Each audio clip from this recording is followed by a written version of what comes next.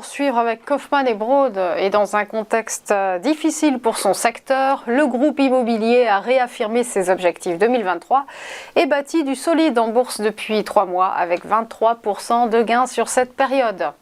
Il y a eu effectivement la semaine dernière sur Kaufmann & Broad un très très beau signal haussier. Alors avec prudence, un secteur de l'immobilier quand même un peu chahuté et un marché boursier pas des plus engageants. Mais ce type de signal doit être pris avec considération, hein. Le franchissement ici de cette zone de résistance entre 28 et 28,30 qui avait tout simplement bloqué l'évolution des cours pendant plusieurs mois. On voit les très nombreux tests de cette zone sans parvenir à la franchir. Et ça y est, on a entre guillemets la clôture haussière forte, la sortie de cette consolidation entre 23 et 28, ce qui théoriquement ouvre la voie à une nouvelle phase de hausse. On considérerait effectivement le mouvement depuis l'été, le mouvement ascendant, cette succession de creux et de sommets ascendants, comme étant une impulsion haussière qui devrait mener les cours de Kaufmann vers de nouveaux plus hauts en direction de la zone de résistance majeure entre 32 et 32,74. Alors le bémol, toujours sur ce type de sortie de consolidation, c'est que si on ne parvient pas à accélérer après avoir donné un signal aussi fort, le risque ici, c'est une sorte de piège à haussier.